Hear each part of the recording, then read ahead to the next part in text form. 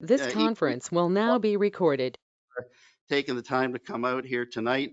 This is Committee of Adjustment, Session 03 of 2024.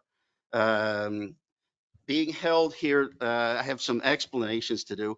We're in the council chambers here. Um, we are recording. Sorry, did we start recording? Thank you. We're recording this meeting. This is a first. We're recording it. We are not live broadcasting it. So we don't have people online phoning in and the like. But we're going back to in-person meetings. And one of the things that Mono residents have gotten used to is to be able to look at the recordings of the meetings after the fact. And that, so hats off to Mike and Fred and Simi and staff who have set this up. Again, this is first tonight, so we're recording this and that. So thank you, everybody. So I let you know that if you speak, you will be recorded. So be careful what you say. With that, call to order, which I've already done. Number 2, emergency exits in the unlikely event that we've got to vacate the room here. Emergency exits are the one behind you to your right and this one over here to your left. And that, so proceed out in an orderly fashion. Uh, Committee members, declarations of pecuniary interest, you can make those right now or at any time during the meeting. That's that. Item number 4 on the agenda, approval of the agenda. Committee members, any changes, corrections of that? If not, would somebody move? Dave moved by Dave Carbert, seconded by Corinne Pollard. And any objections to that? Seeing none, the agenda is approved. Approval of the minutes of our session, last one, 02 of 2024. I've got them here.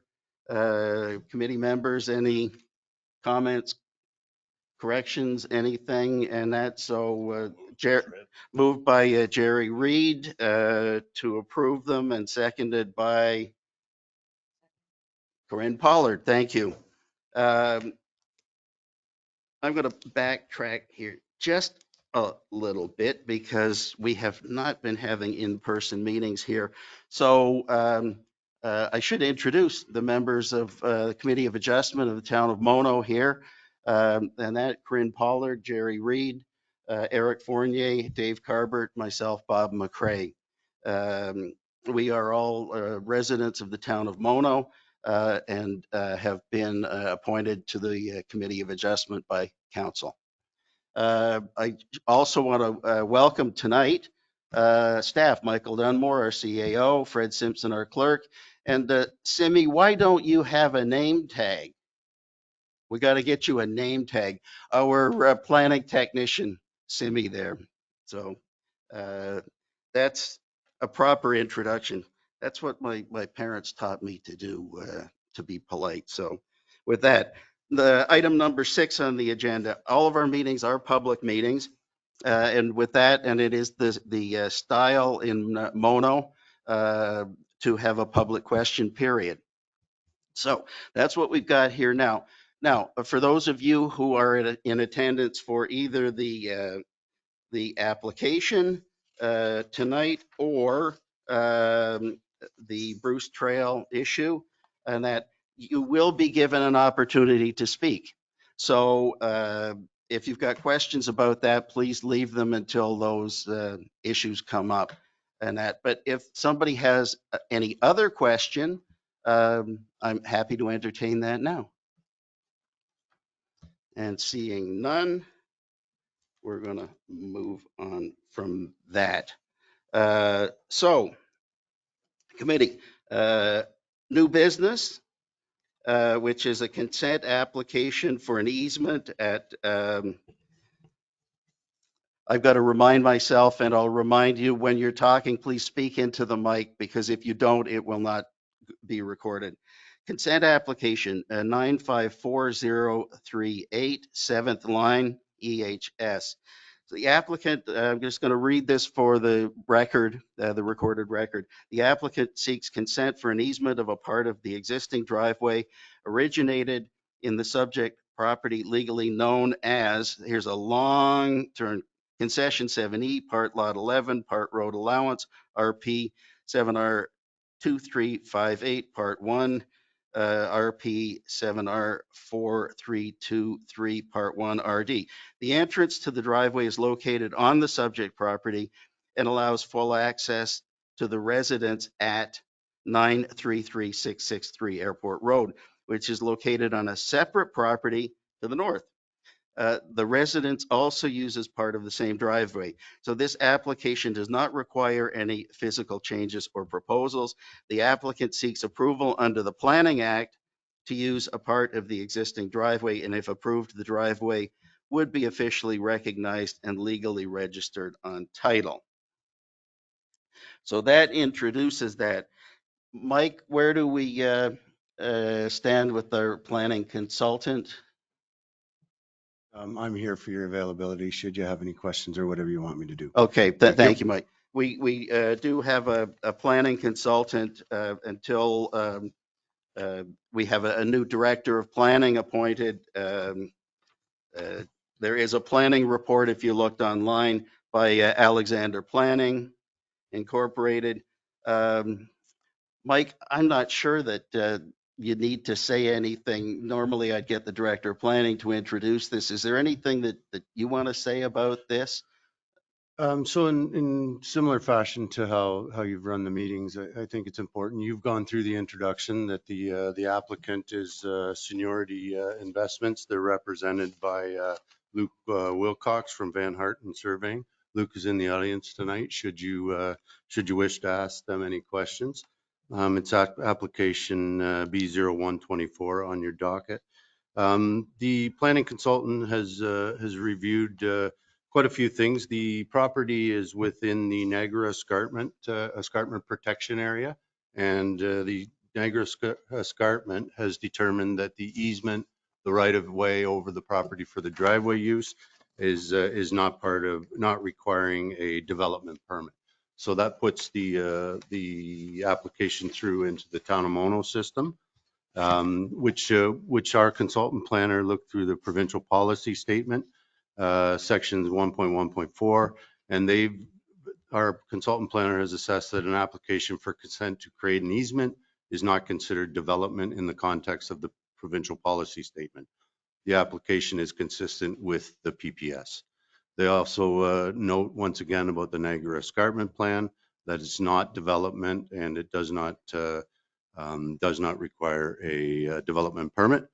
The outside agency, Dufferin County, was also asked to comment on this file with respect to compliance with their official plan. And their comments were that the application for consent will create an easement to recognize an existing shared driveway for access purposes only and will not result in the creation of a lot. The application conforms with the Dufferin County official plan. The application was also referenced against the Town of Mono official plan.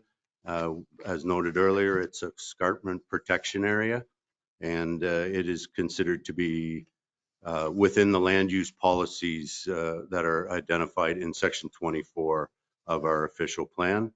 The requested easement will formalize an existing shared access over an existing driveway to ensure long-term legal access to the existing residence located at the adjacent parcel to the north.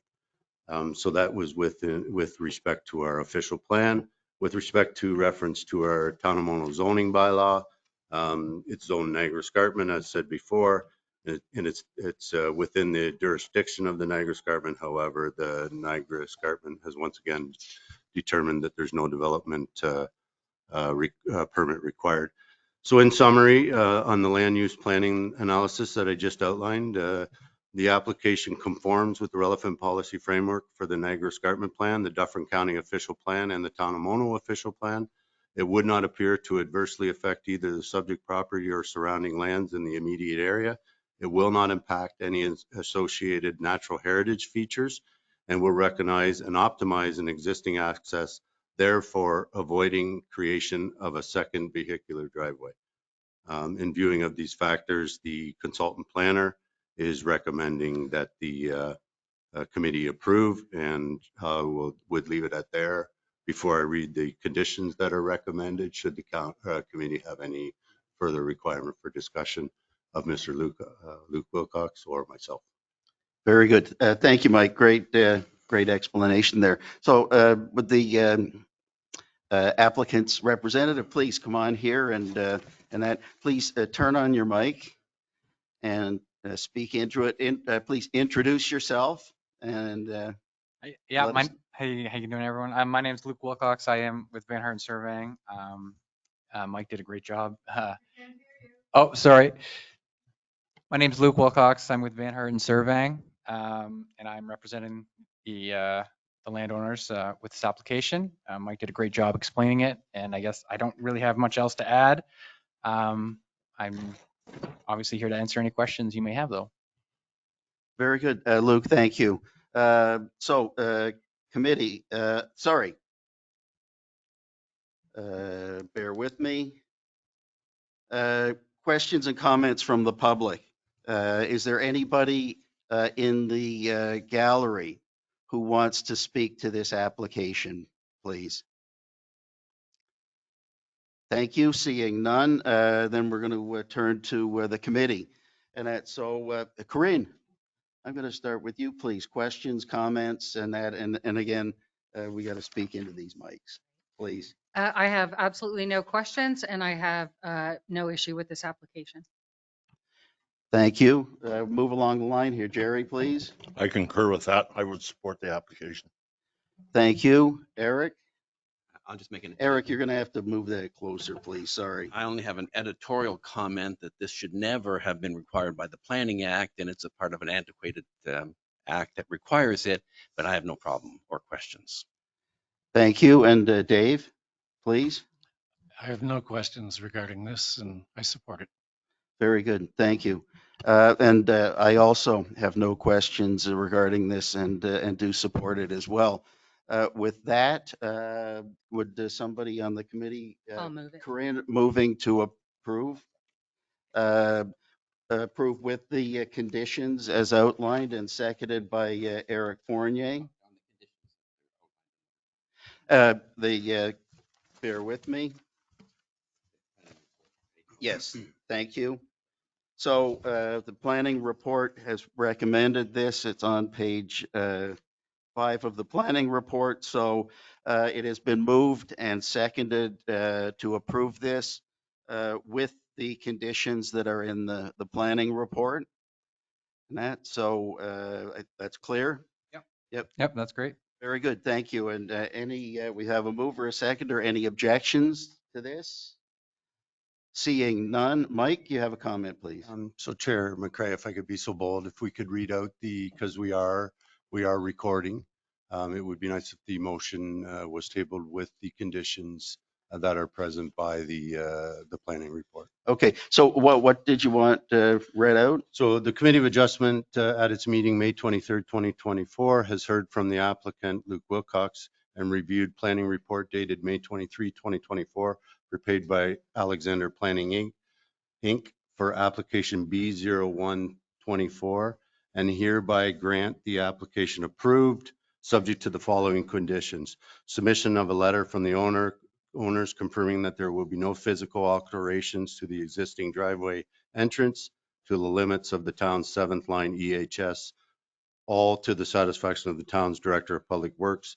This same letter shall also acknowledge that any future reconfigured vehicular access will be subject to approval by the Director of Public Works. Condition 2, approval of the final draft reference plan by the town's Director of Public Works, delineating the limits of the easement to the town's 7th line right-of-way. Standard conditions of consent, including 3 copies of the deed and 1 digital copy and hard copy of the deposited reference plan for approval by the town, and payment in full of any outstanding municipal taxes, fees, or charges. That would be tabled by. Sorry. Sorry, so that would be put on the table by Moved by Corinne Pollard, Pollard. seconded by Eric Fournier. And Approved. All in favor? All in favor? Yeah. Thank you. Mike, thank you. Thank you for that. I'm glad you read those out, so I appreciate it. Thank you. Very good. You're welcome. That was easy. Very good. Moving along then to our second item here. This is the request from the Bruce Trail Conservancy of the cash in lieu of parkland condition related to the Bruce Trail Conservancy consent applications. It was B03-23, the Riverside Woods Nature Reserve, and B09-23, Twin Rivers Nature Reserve. So we're treating this is a public meeting, so we're going to go through the same order of this. Anton Diamond is here from the Bruce Trail Conservancy. Anton, this is your opportunity, please, to state your case, please. Thank you. Did you have a presentation or? I do, Mr. Chair. Thank you. You're welcome. And Michael's putting it up. You're way ahead of me on this. So Anton Diamond, Anton, just introduce yourself and your position with the Bruce Trail Conservancy, please. Thank you. Yes, and good evening, Chair McRae and members of the Committee of Adjustment. My name is Anton Diamond. I'm with the Bruce Trail Conservancy. I just want to thank you so much for this opportunity to just spend a few minutes to talk about the Bruce Trail Conservancy and this particular application and the conditions that we are asking for to be removed. Anton, I'm a little remiss here, so if I can stop you just for a second, please. For the benefit of the people in the residents in the gallery, please. One thing that I want to make clear about this is that what we are considering here, and the only thing that we are considering here, is waiving the parkland fees per the parkland bylaw. Council, we are not talking about the parkland bylaw, whether you agree or disagree with what council has done. That's done. This committee does not change bylaws. We enforce them.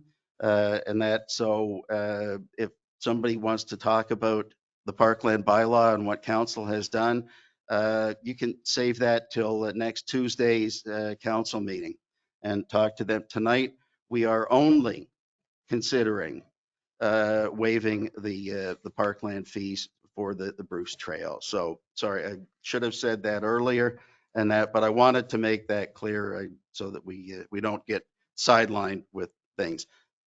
Thank you for your patience and understanding there, Anton. I'm going to turn that, I think I can turn it over to you now. Thank you, Mr. Chair. This slide, please. So the Bruce Trail Conservancy is a top-rated environmental charity in Canada and a chosen conservation partner with the Government of Canada and the Province of Ontario.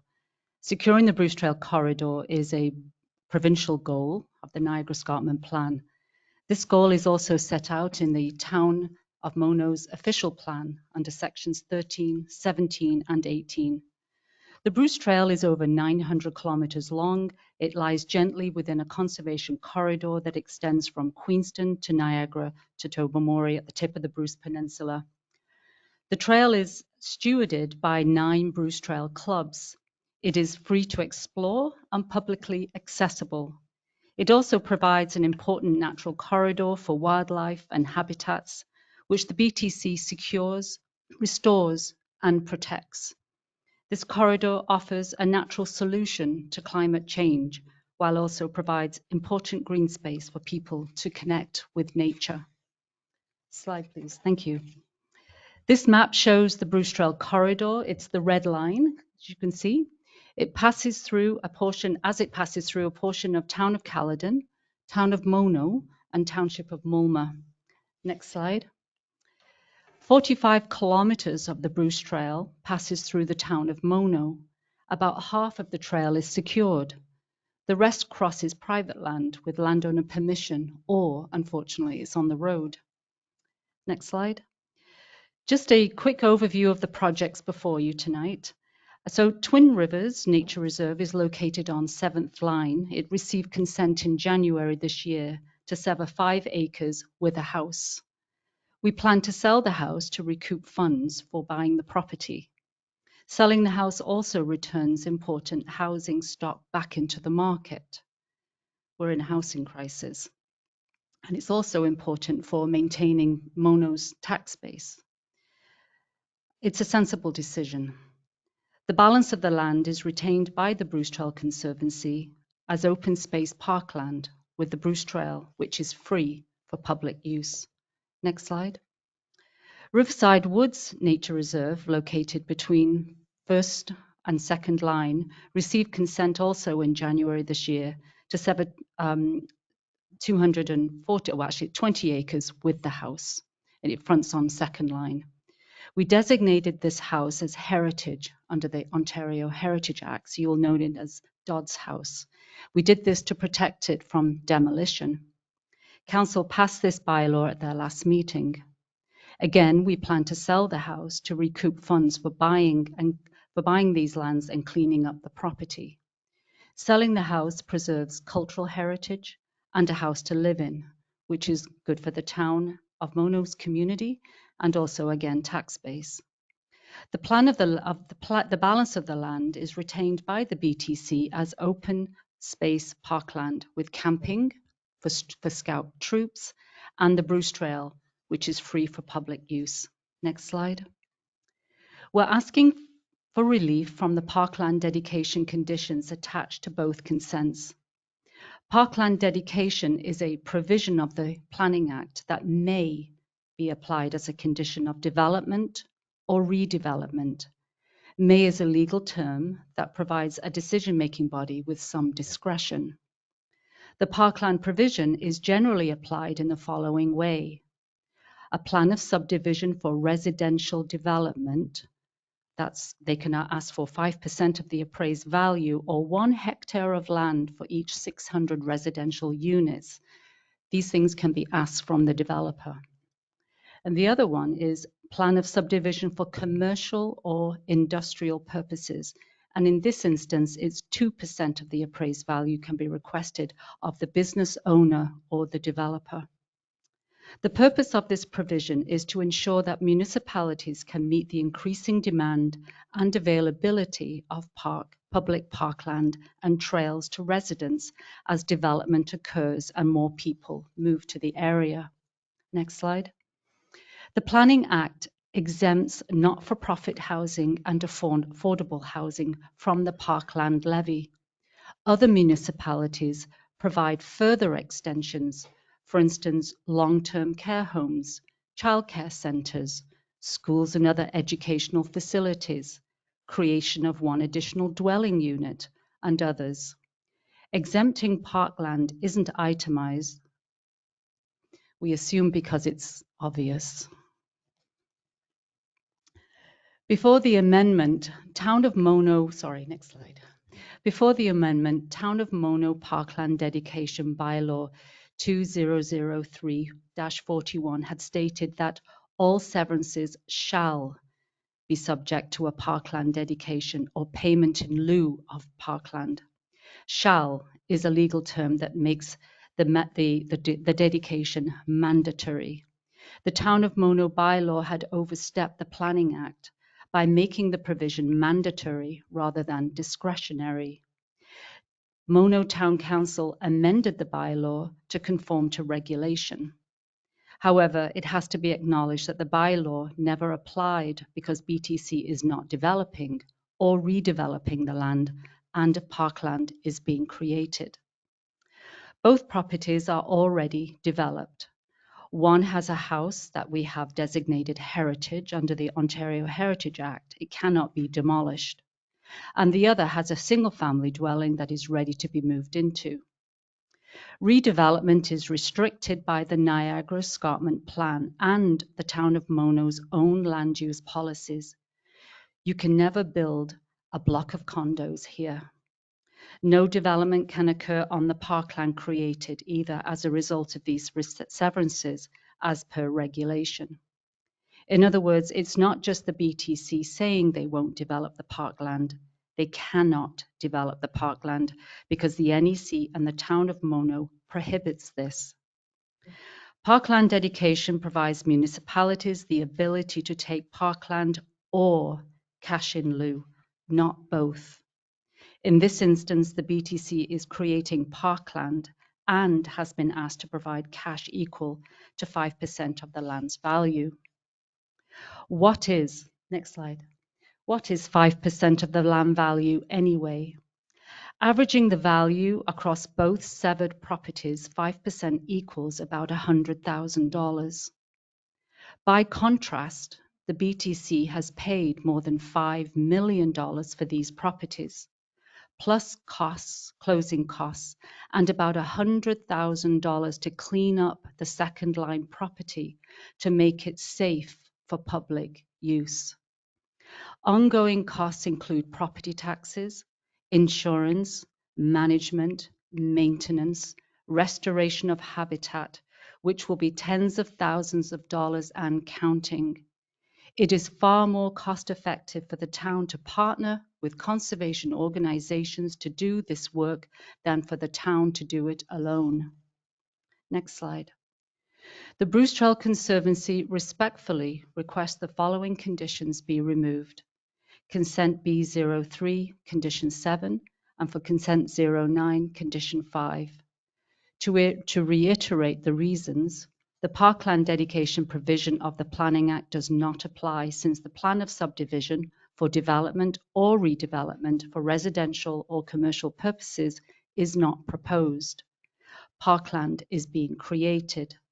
The parkland dedication provision allows municipalities to ask for parkland or cash in lieu, not both can be asked.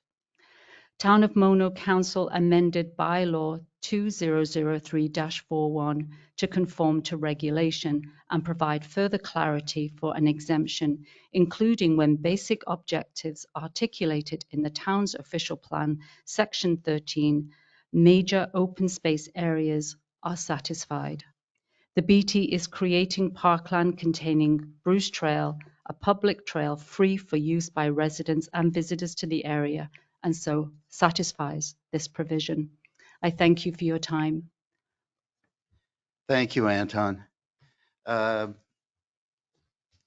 Now, residents, it's your turn. We're going to entertain questions and comments from the public.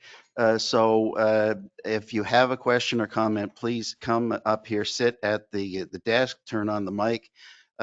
We ask that you give your name and address in the town of Mono, and then you're welcome to ask your questions or make comments.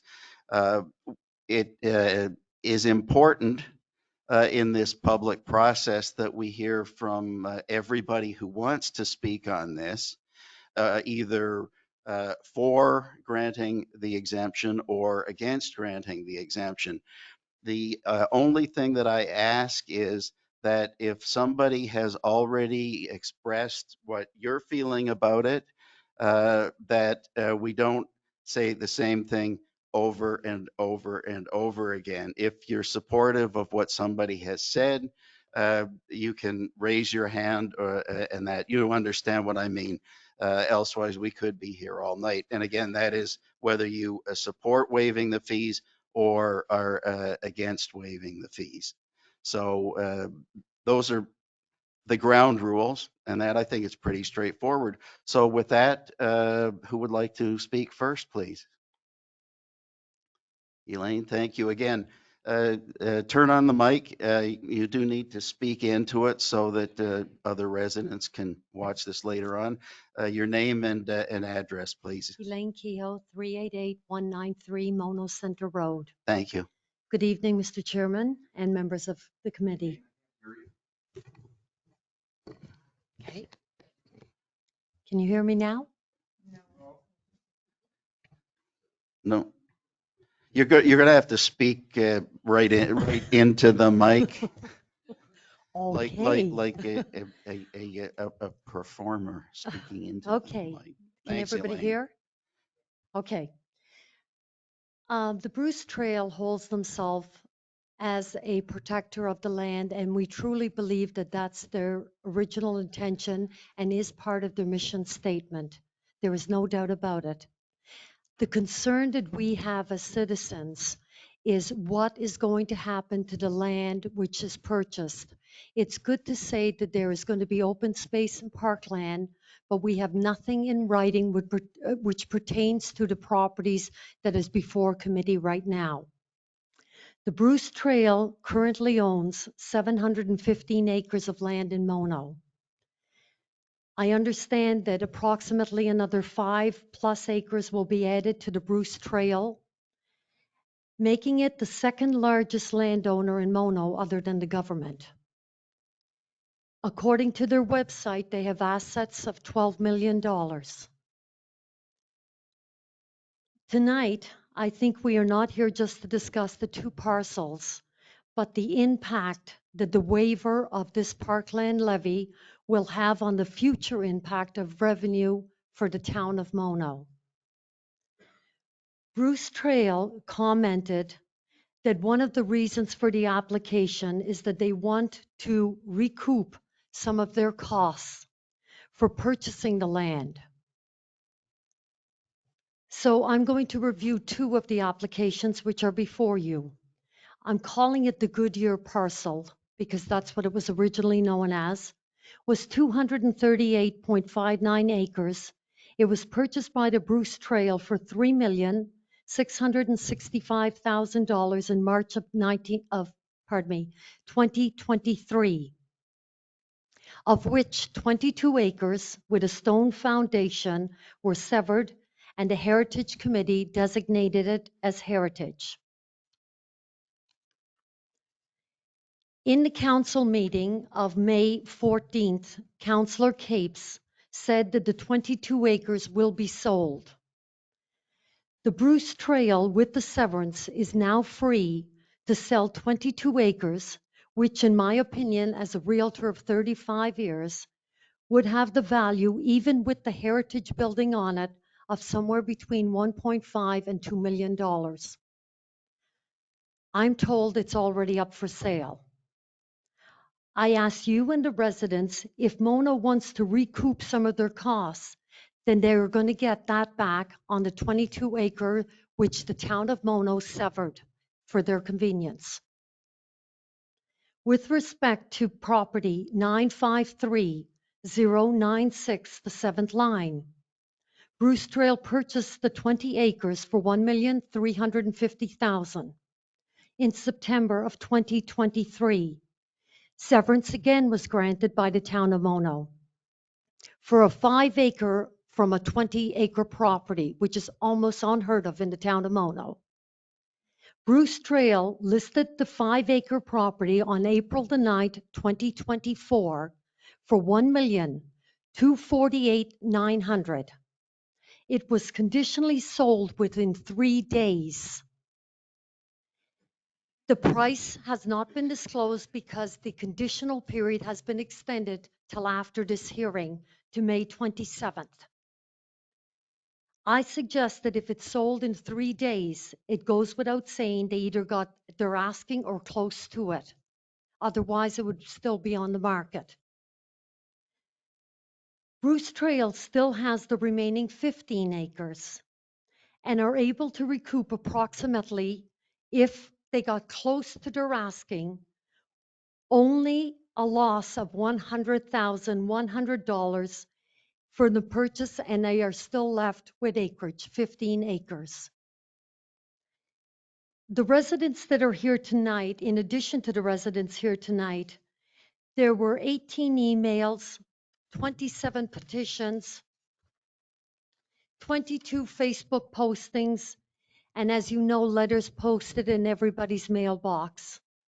We had an extremely good turnout for the spring town hall meeting, which is usually doesn't happen. People are concerned with what's happening to the balance of the land. if we are going to forego our revenue for the future, you have a difficult task to take because you're going to affect the future revenue of the town.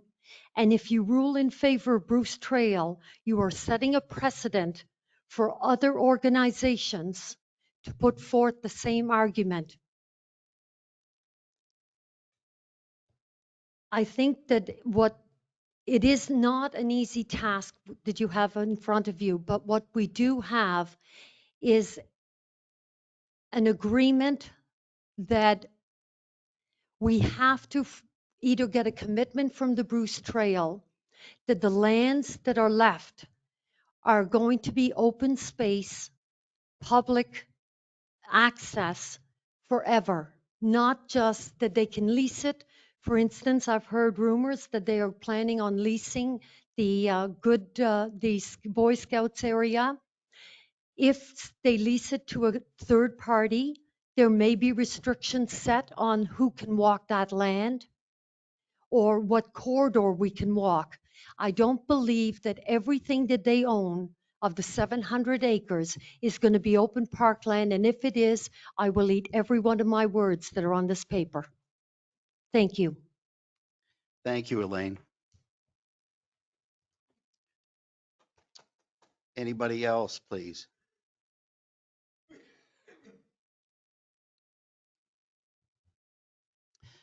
Sir, your name and Thank you. address, please. My name is Neil Daynard. I live at 753296 Second Line EHS, and that's an abutting property.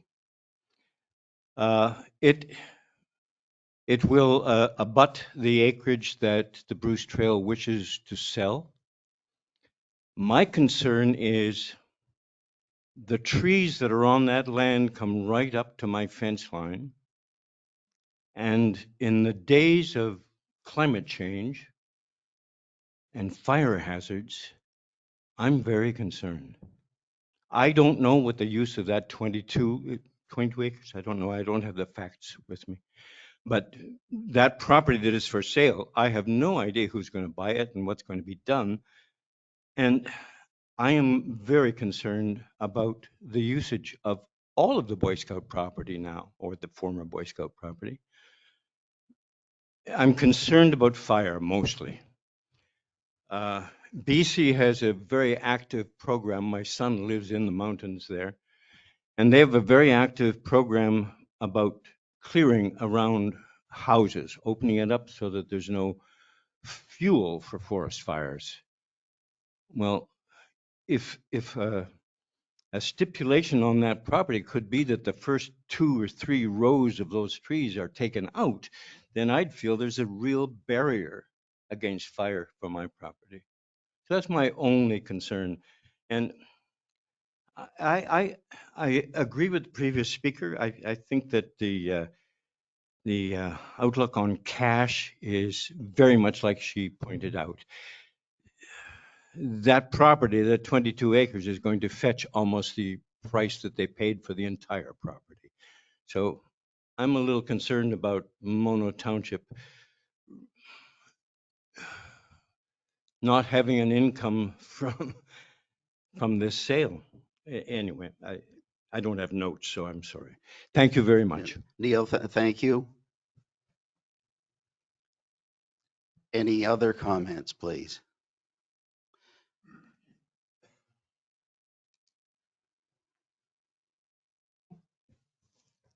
Good evening. I'm Velvet Alcorn, and I live at 16 Bayberry Road in Mono. Sorry, your first name? Velvet Velvet. Alcorn. Thank you. Yes. I once misheard somebody's name and kept calling them the wrong name for a long time. It's okay. So I would make asked sure again. that you called me the right name. Velvet. I'm for the waiver. I absolutely love what the Bruce Trail does. I don't think people understand how many municipalities that the Bruce Trail actually travels through the whole line. How many is it? 32 municipalities, and not one of those municipalities actually charges the BTC for the parkland. They're providing us something free. And the thing that I look at when I see this is I always think of if you put something up on the road and you put a sign up and say it's free, people walk away from it because they think there's something wrong with it. They're giving us free parkland. It would cost the town of Mono millions to be able to provide that. You put a sign up on that free item and you say it's $10, somebody's probably going to buy it. If you put $20, somebody's going to steal it. So it's not what we're looking at is not the real item of what we're looking at. We're not losing anything, we're gaining. And the price of those homes that they've sold, and I too, Elaine, am a realtor, and I sold the conditional offer on 7th Line. I know who's purchasing that. I've walked the Goodyear property for years and years and years, and it is a gorgeous property. I believe that the Bruce Trail Conservatory has proven that they don't have to put anything in writing. They have history. They've shown through all the other municipalities that they've provide parkland and they conserve the nature of the area around us. Like we should be for it, not against it. Thank you, Velvet. And any other questions or comments, please? Yes, thank you. Your name and address, please. Thank you. Good evening. My name is Denise Kupperman. My address is 994152 Mono Agila Town Line. Good evening, Chairman and fellow council members. Thank you for being here tonight. We're not Oh, council members. We're a committee, sorry, of wrong word. adjustment Yep. members, but just Committee. Thank you. we're not as highfalutin as the council is. Okay, good. Really, I'm a member of the Bruce Trail and very supportive of their efforts. I just have a question. What does it mean that the remaining lands are retained as parkland? What does retained mean? Is it permanently parkland, or could it at some point in the future be designated as another use? That's really my question, because if we're going to forego the fee in lieu of parkland. Okay, sorry. What does retained mean? Is the land permanently designated as parkland? Or can it at some point, because they own it, can that designation be changed? Denise, let's get an answer to that question. I'm going to ask our CAO, Mike Dunmore, to address your question. Please, Mike. Thank you, Chair McCray. So when the Bruce Trail comes forward with their applications for severance, they have to identify a severed portion and a retained portion. In this case, in both cases, the severed portion is the severance of existing residential. So the severed portion becomes, and the portion of land that may be applicable to this bylaw would be the houses. The retained portion is the portion that they set aside as parkland in this case. In some other cases, in the plan of subdivision, or for example, or it would be subject to other types of development. But the Bruce Trail is set up to set aside as parkland. Any change in use of the property, the 7th Line, for example, is now insufficient frontage. It is not available for a residential lot without a committee of adjustment minor variance on frontage, and also a zoning bylaw amendment because it's in the natural heritage system, I believe. So there would be mechanisms that would stop the 7th Line development on the retained portion. On the Scout Camp or the Goodyear Camp, it would be at its current form. It is natural heritage. It is Niagara Escarpment. There could be an application for a single residence, just like, except because of the Niagara Escarpment has hindered that. But anybody can apply for certain items, but they definitely can apply for a condominium, 600 lot subdivision. It is Niagara Escarpment and it is Niagara protected, and that's the retained portion, and that would be in perpetuity right now as long as the Niagara Escarpment Act is in place for open space, subject to passive recreation. Okay. Thank you very much. That clarifies the question. Excellent. All right. Thank you, Denise. Thank you, Mike. Any other residents, questions, comments, please? Yes, Bill.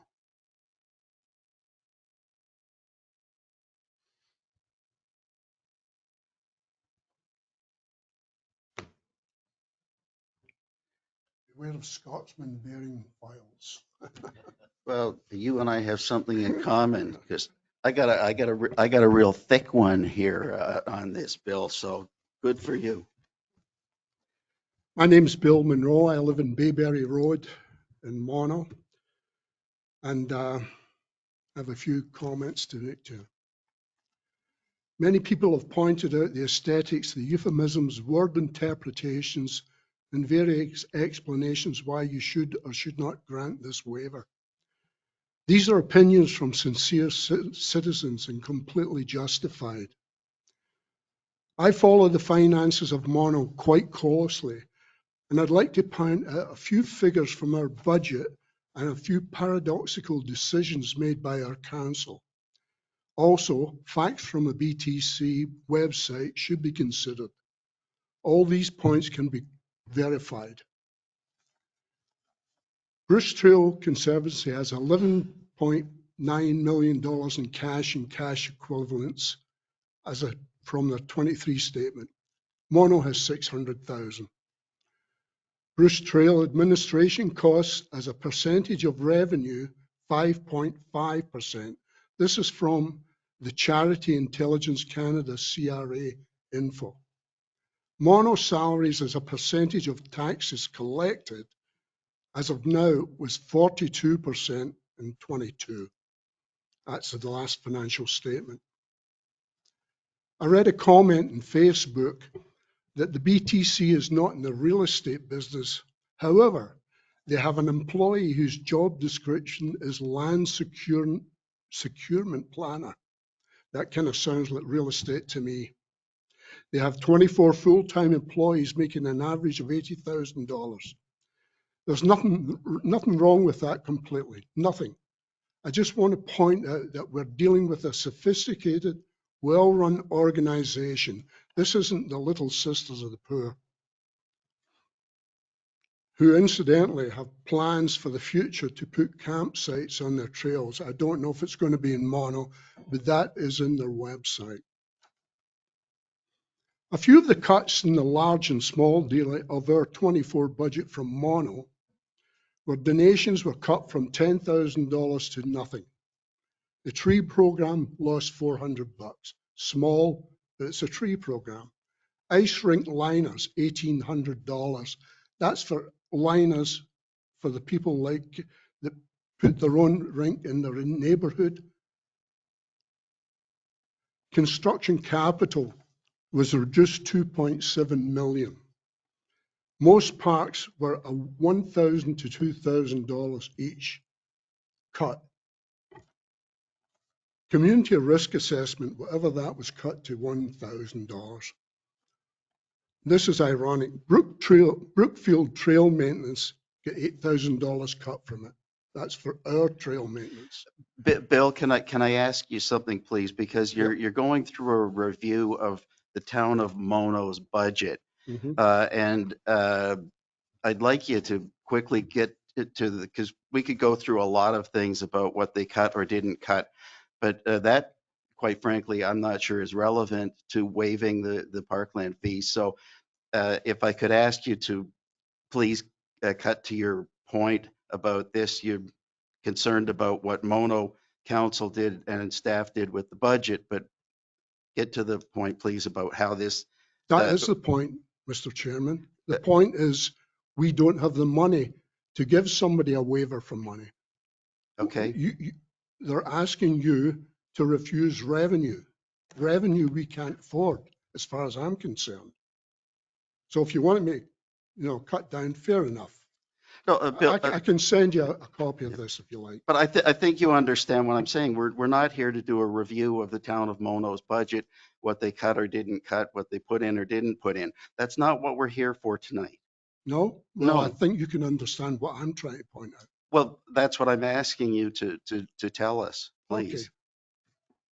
I'll get to the end then. Thank you. Mr. Chairman, members of the committee, your mandate is to make decisions for the benefit of the ratepayers in the town of Mono, not the current council preferences nor future councils in any organisation, no matter how noble. Apparently, there are other severances in the works which would be subject for this 5% fee.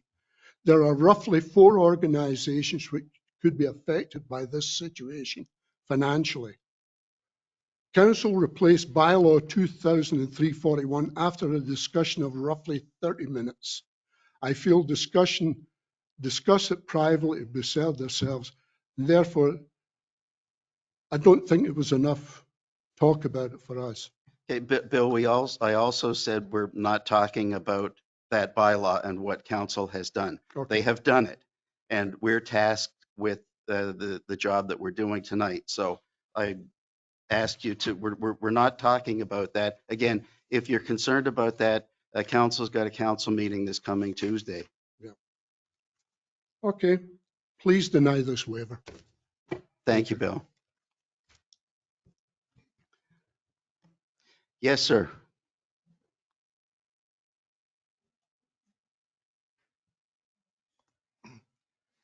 I'm Jim Lysick. I live on 794-615 Mono Center Road.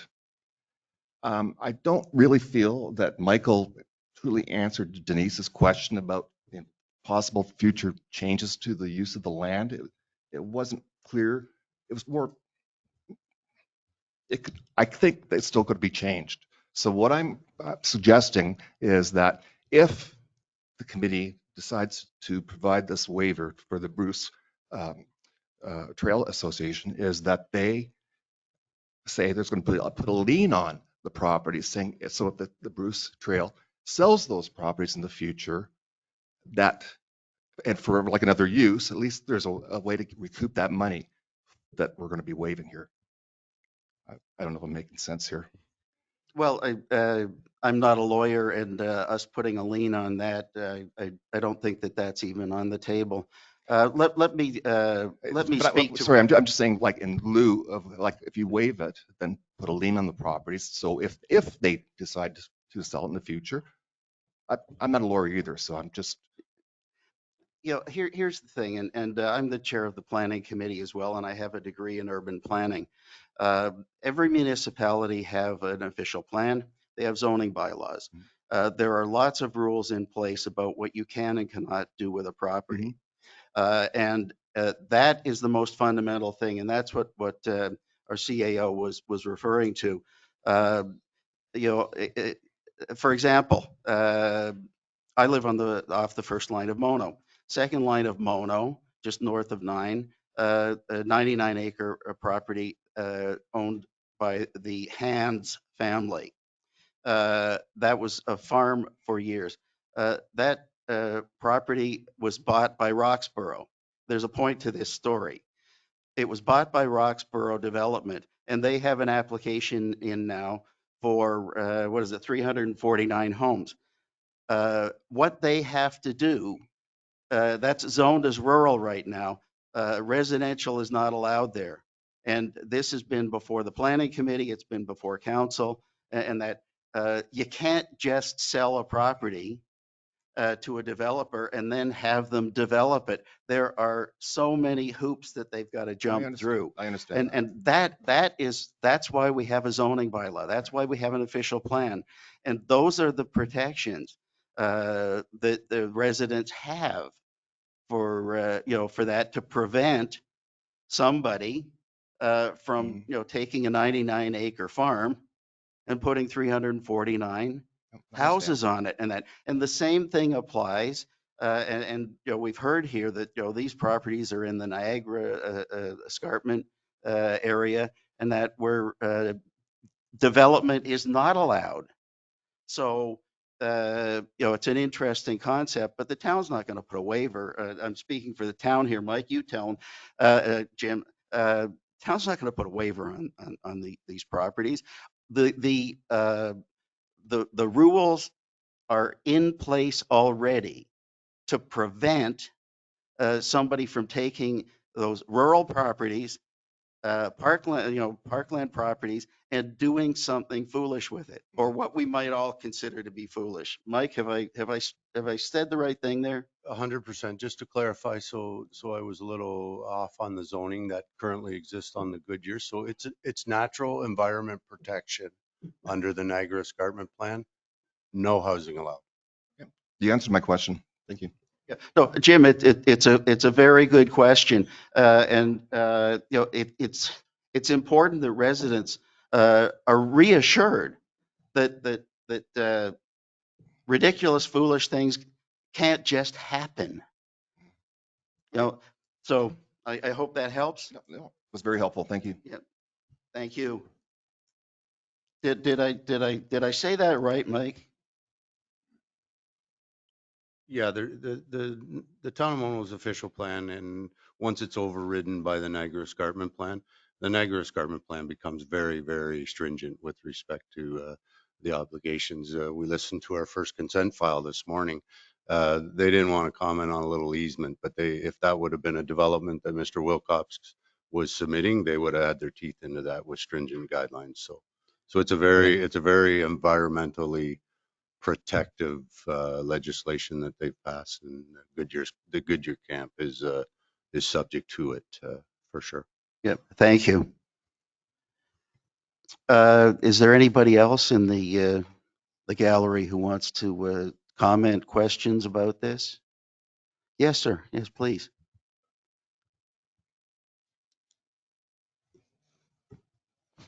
Hello, my name is David Mole. I live at 933-445 Airport Road. I'm a volunteer with the Bruce Trail Conservancy. I'm a member of the Bruce Trail Conservancy. And I want to assure the committee and all the people in the gallery that the Bruce Trail Conservancy is not in the business of buying and then selling off land. It's in the business of acquiring, protecting, preserving land. Every year we buy more and more land so that we can protect the land and the trail that's within the land. So we have no desire to take the 15 acres from the 7th line parcel or the 216 acres remaining from the former scout camp and leasing it out to somebody or selling it off. We want it. We want to protect it forever. Not only do we want to do that, but we're bound to do that. Both of these properties are in the Niagara Escarpment Plan area. We've heard that already. Under the normal rules for severances or lot creations in both the Town of Mono official plan and in the Niagara Escarpment Plan, a severance of either of these properties would not have been permitted, except for the Bruce Trail, because it's a recognized conservation organization. It can act as a public body and it can get what's called a conservation severance so that it can create public open space, nature reserves. These severances were only able to be granted because the Bruce Trail has guaranteed that the land will be protected forever. We cannot and will not get rid of this land or do anything with it other than make it a nature reserve. Thank you, David. Yeah, yes, please, Elaine. Elaine Kehoe, 388-193 Mona Center Road. It's okay. Thank you. Since he's so definite in his comments about that it will never be sold, it will never be leased, it will never be, give them the 5%, but make the restrictions, not a lien. I think the term was just incorrectly used. It's not a lien, but as a condition of giving the waiver of the 5%, that it's going to be open space and will not be developed. You add those terms to it, I think everybody would be happy. Thank you, Elaine. you. The committee will discuss that. Thank you. Any other questions or comments? Okay, seeing none. This is the point where, before I close the public meeting and the committee will then discuss this and deliberate on it. Committee, do any committee members have any questions or comments for Anton Diamond before we close the public meeting and we discuss it? Questions? No, no, no, no, no. Okay, thank you, committee. So with that, I'm going to close the public meeting. Don't misunderstand what I just said. We've asked all the questions. You've had your opportunity to comment, and so that's closed now. So with this, we've closed the public meeting, and now it's time for the committee members to discuss what we have heard. And we will be making a decision here tonight in a few minutes, I'm sure. I just want to make it clear to everyone, the Committee of Adjustment is a quasi-judicial committee. We are tasked with doing this. The decision that we will make here tonight is a final. Even the town of Mono would have to jump through hoops to argue against it and that. So that's not exactly the legal term, but the decision that we are making here tonight will be final. So I'm gonna start with our deliberations on this. I'm gonna go reverse order. So Dave, I'm gonna ask you first, please, if you've comments, questions, or whatever, suggestions, turn your mic on, please. And are you ready to discuss this, or should I ask somebody else? Okay, then Pass to me. no problem. Eric Fournier, please. First of all, Eric, speak. You're going to have to speak closer. Sorry. Thank you. I note that until the change in the bylaw that was just passed recently, the committee did not have authority to vary. The committee's authority now is still confined under the bylaw. This has nothing to do with the Planning Act. The Planning Act itself gives the committee a much broader range of discretion, but that discretion is now, for the town of Mono, limited by the bylaw. So the bylaw then now specifically requires this committee deliberate on two criteria.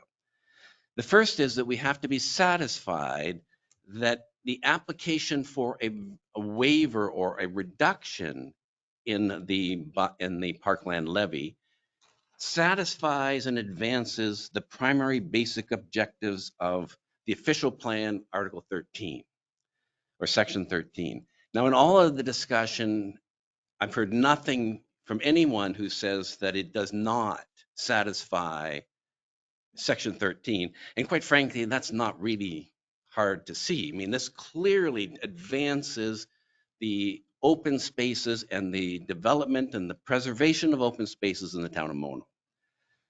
But that's not the end of it.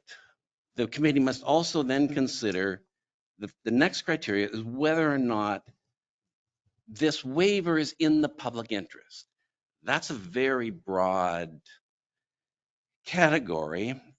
And from what we heard tonight, there really comes down to two arguments that we heard. One is that they want some kind of guarantee of future use, that this will be preserved in perpetuity for the public use. We've heard Mike's comments, which I think are very helpful in terms of the difficulty of doing any kind of development because of the zoning and the protection that is already legislated on these areas. But more than important than that, I think that there is no such thing as absolute guarantees in law or in politics. But we have here the Bruce Trail, a long history and a dedication to preserving this property as a public space for the public good. with a very good reputation and something that I think this committee and I certainly am entitled to rely on. I think that we have a fair reliance on that good faith of the Bruce Trail Commission. The second thing that we heard today is that it's not in if we're going to fit into this one last category, is that there's some loss of revenue that the town is now foregoing. And, in my view, that is simply not a factor. What the Bruce Trail brings to this community is an enormous benefit, not to mention the revenue, the tourism. Ms. Nyman in her presentation mentioned that the benefit to the town of Mono is that Bruce Trail now pays all the costs. We get the benefit as a community of all of these trails, this open area, and we don't have to pay anything as a matter of taxes for that public use. So I can't see any way that we can argue that this is not in the public interest to waive this parkland levy in these circumstances. Very good. Thank you, Eric. Dave, are you ready now? Sure. Thank you, Dave. Why not? Actually, I agree in part with what Eric is saying. But as a Mono taxpayer, I do not agree. I think in the interest of the people that actually pay the taxes, that pay the salaries, and keep Mono going, we've got a population of 9,000. Why would we give up revenue, period? It makes no sense. People want to be members of the Bruce Trail, let them pay to be members. People want to use the Bruce Trail, let them pay. If they want to use it free, great. That's part of the policy of BTC. But the BTC is a big money machine. If you actually look at their revenue statements, their board meetings, they spend $250,000 on their own board meetings. I mean, this isn't a tiny corporation. I'm not arguing with their principles and what their good intentions are, but my personal feeling as a member on this committee, I don't feel we should be walking away with revenue when we're turning down items that we should be doing as a town. We do not have the revenue. Why would we give it up? Thank you. Jerry, please. I agree with Dave on that 100%. I think that I think it's a great organization. I think that it really benefits tourism and probably the local businesses and one thing or another. But there's a lot of costs. We give up a lot of tax dollars to do that. If there was ever, God help us, I hope not, but if you've followed the fires in BC and whatever, one of our members made a point of that, and there's certainly, they don't own any fire trucks or anything like that. And guess who would have to do that? And I've had to fight a couple grass fires in the last 50 years in the township. And I don't think we want to get into that kind of a situation. So at that point, I agree with Dave 100% on that. I don't think as a ratepayer that that we should be forfeiting the dollars or the revenue from it and giving it away. One other point I'd like to make, and for some of the councilors that are here, I think they really abdicated on their job when they deleted or put this to the Committee of Adjustment. They obviously did not want to take the heat of what's going on, and I don't agree that they should have done that. We elected them to be governing bodies for the ratepayers, and they've abdicated on that. So I'm glad that that we're recording it, because I feel that with every one of them. So anyway, that's my feeling on it. Hey, Jerry, thank you. Corinne, please. Yeah, thank you. And I wanted to thank Anton. Great presentation. I also very much respect the Bruce Trail and everything that they do. But when I look at the two severances, and the two properties that we're talking about specifically here tonight and those fees, that 5%, those properties were purchased to continue and to become parkland. However, the Bruce Trail has elected to basically recoup their money by severing those residential lots and delivering them to the public. Yes, I understand why. I also understand we're creating more housing in those two houses, et cetera. However, those are freestanding residential properties that the fee would be levied against versus the parkland. So taking and agree with what everyone has said here tonight, I also very much believe that the Bruce Trail is benefiting from the sale of the property from those two severances significantly. And as a result, I also, in the public's best interest, do not believe it is in our best interest to waive the 5% fee for all of those reasons. And I'll take the punch with Jerry. I also agree that this was raised with council. They have much more power than we certainly do. We, as Eric pointed out, have to look strictly at the bylaw versus looking at the overall things, and all the noise that was put out there. And I think that decision also should have come from council. And that's all I have to say about that. Thank you. My turn. I'm agreeing with Eric and what he said about this. I will be supporting waiving the parkland fee. But now we have to bring it to a vote here. So we can either move a motion to apply the fee or to waive it. And I'm going to leave that up to Dave. I'll make a motion that we apply the fee. Do we have a seconder for that? Argue the only thing that's on the table is waiving the fee. That we've already made a decision that the fee applies. So the only thing we're doing here is a request that we amend the previous decision. So the resolution from the bad people should be that you want to basically a resolution to deny the application to amend the previous decisions. Okay, I'll reword it. Just copy what he said. Dave, 1 second. Fred? If I may, Mr. Chair, Mr. Fournier, I agree with what you said, other than I believe you're proposing forming a resolution in the negative, which is something I would advise against. So you're correct. The motion would be to waive condition 7. I have to check those numbers. Condition 7 of application B03-23 and condition 5 of application 0923. So exactly what you said, only it's worded in the affirmative. Now, if someone wanted to move and second that, and then that's either carried or lost. I'm going to then move. Eric? I will move then a resolution that with respect to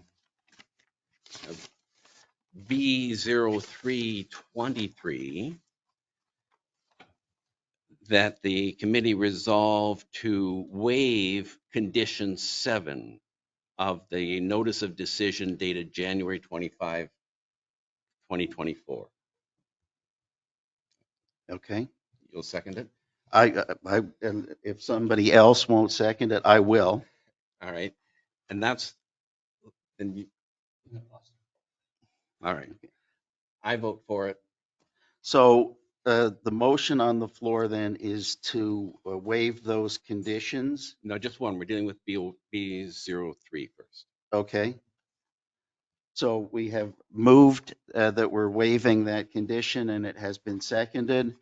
All those in favor of waiving that? We have 2, so that fails. All right.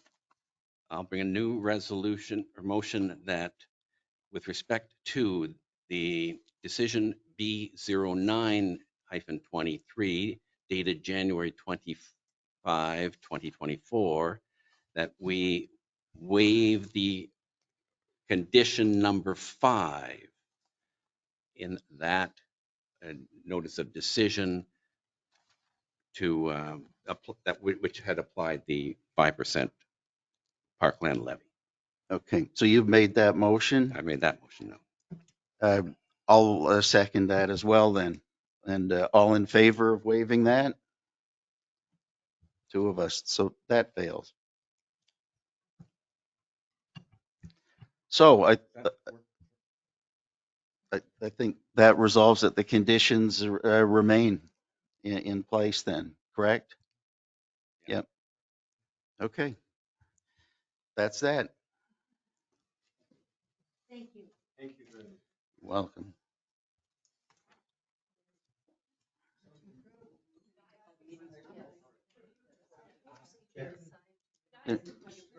Sure, yeah, just, yeah, Anton, yeah. Yeah, go. No, Anton, I'm happy wait. to ask them. Yeah, no, I need to ask this question. Hang on a second here until we, yeah, people, we're still in a meeting here. People, we're still in a meeting here, please.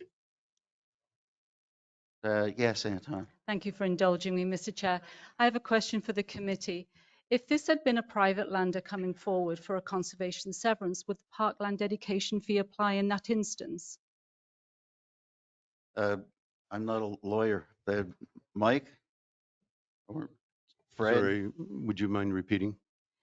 If we were buying land, conservation land, from an individual an individual private owner, somebody who owns a house on 100 acres, which we do a lot of, we'll buy just the conservation land and we'll come to you and we'll apply for a severance, a conservation severance.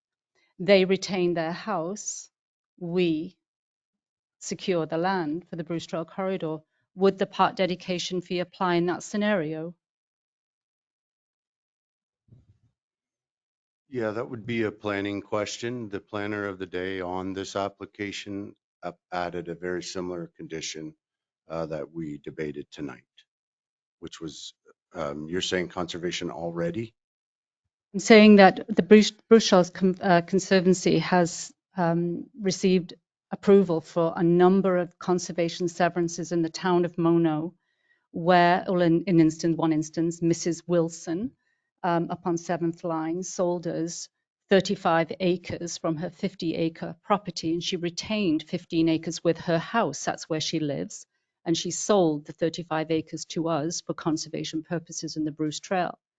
In that scenario, would she have had to have paid 5% dedication fee? With the chair, I would have to reserve for a planner to respond to that. If we could formalize that question, and I'll leave it with the committee on how we want to respond to that. Can I make a comment on that? Jerry, please.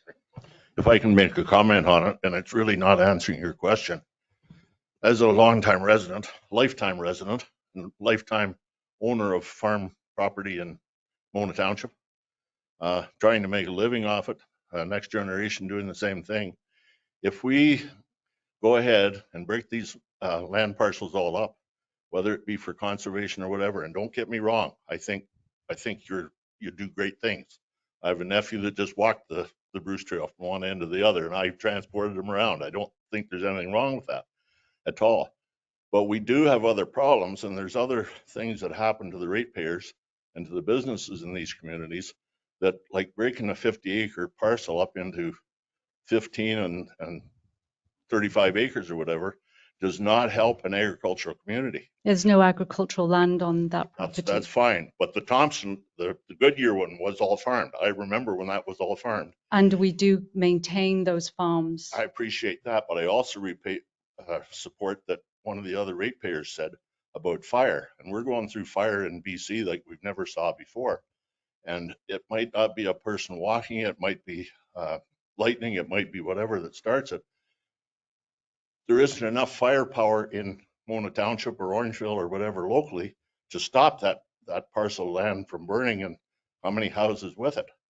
And I think that's something that we've got to be concerned about. It's nice to have trees, it's nice to have walkland, and don't get me wrong, I think it is really nice. But, and I've got property there that people are welcome to come and walk on, but I'm also farming it. And I think that has to be part of what goes on at your meetings. I really, truly do.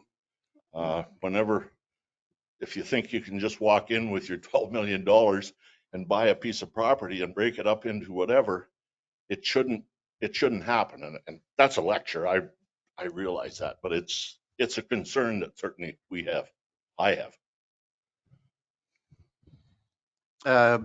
Mike, to Anton's question, we're not going to answer this tonight. Can I ask staff to look into that, please, and with the planning consultant, and come up with an answer to Anton's question and get back to her, please, and to the committee. That's That's fair. proper? That's fair. I just, I don't know how that has any bearing with B03 of those, with the other files, I'm not sure it does. whether that's in our prerogative to answer that right now. So Thank you. We can take that offline. Thank you. Thank you. Okay, that is that. Other business? Do we have any other business, committee members? I've only got one bit of other business here. And that is in-person meetings versus virtual ones. I asked the same thing a week ago at the planning committee meeting, but I, rather than assume that everybody is happy with in-person ones, I want to ask members the question, is this how we want to go forward with our meetings? I'm in favor, Yeah. yes. Jerry, Yeah, Eric, it's some Dave, kind of a problem yep. to get here sometimes. But yeah, we've done it for 30 years, so why not? Yep. Yeah, and unless in the winter there's weather and that, I'm all for in-person meetings. And now that we've solved the issue of recording them, and that there, for me, there's no barrier to not having in-person meetings. So I just wanted to confirm with everybody that we're in agreement on that. Very good. Date of next meeting. Our meetings are always the Mike and Simi, the fourth Thursday of every month. I know you're working on a lot of things. Will we have things further enough advanced that we'll have another meeting in what month are we in? May? In June. We've got stuff in the works, so we'll have applications. Simi, you? Yes, we have got one application and we can arrange meeting for the June. Okay, Yeah. very good. Yeah. Okay. So we will have that. I'll send out an email tomorrow confirming that we'll have a committee of adjustment meeting in June in person, right where we're sitting now. So thank you. With that, anything else, committee members? No, I'll just move to close the meeting. Thank you. A seconder, Jerry, and all in favor. Thank you.